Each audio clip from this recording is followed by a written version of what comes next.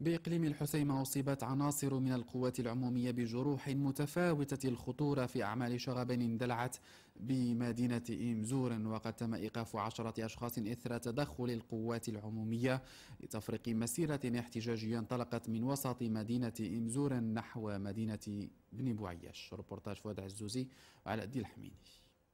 الهدوء سبق أم أعقب العاصفة؟ لا فرق، فعاصفة الاحتجاج هنا ببني بوعياش نواحي الحسيمة بدأت ليلة الخميس الماضي، نتيجتها اشتباكات بين القوات العمومية ومحتجين أسفرت عن اعتقالات وإصابات واحتراق لممتلكات خاصة، كهذا المقهى الذي التهمته ألسنة النيران فأضحى أثرا أسودا بعد عين. الجيران شافوا العافيه نايضه في القهوه ودخاخن تخرج وهذه، وجا موراهم واحد الاخ ديالي جاب الناس ديال البومبيه هما اللي طفاوها. تنقيد الدعوه ديالي ضد مجهول، وتنطلب التعويض ديالي في الممتلكات اللي ضررت بها القهوه. وانتم شفتوا كيفاش ولات الحاله ديال المقهى. الاحتجاج بدأ على خلفية تدخل القوات العمومية أمام باشوية المدينة لفك اعتصام ضربه محتجون يطالبون بإطلاق سراح أحد أعضاء الحركة الاحتجاجية، وكذا تدخل القوات لفتح الطريق الوطنية رقم 2 التي قطعها محتجون.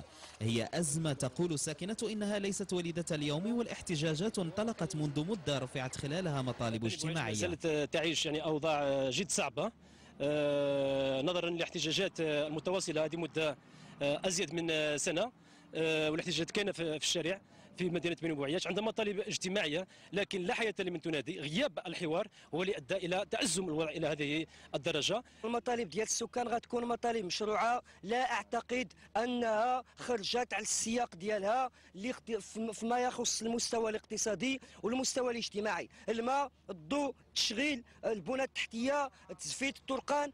أرى أن المسؤولين عاجزين تمام العجز، بل رافضين تمام الرفض في الاستجابة لكل المطالب ديال السكان شبابا كان أو شيوخ.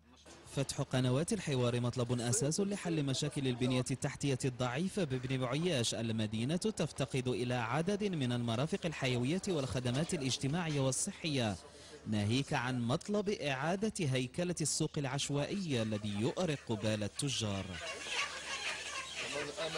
النداء اللي بغينا نصلحوا هذا بني بوعياش ان شاء الله على جميع الاصعده، من ناحيه التجاره ويديروا الشوارع ويديروا لنا السوق مزيان ويديروا لنا الباركي فين يوقفوا السيارات ويديروا لنا المسائل المرافق الصحيه، المسائل اللي كيحتاجها المواطن. حاليا كاين عده دراسات تنجز كتخص تطهير السائل وتزفيت ديال الشوارع، كذلك واحد المشروع اجمالا فيه تقريبا 25 مليار سنتيم. مدة الإنجاز غادي تكون 2 سنين إن شاء الله. وبالإضافة إلى هذه المشاريع البنيوية الأساسية كاين هناك عدة مشاريع اجتماعية، كاين مدرسة تكوين مهني اللي غادي تكون عندنا بني بوعياش. مواجهات أخرى مماثلة اندلعت ليلة أمس بإمزور المجاورة لبني بوعياش. مجموع الأشخاص المقدمين إلى النيابة العامة إلى حدود الآن بلغ 16، بينما وضع 20 شخصا تحت الحراسة النظرية.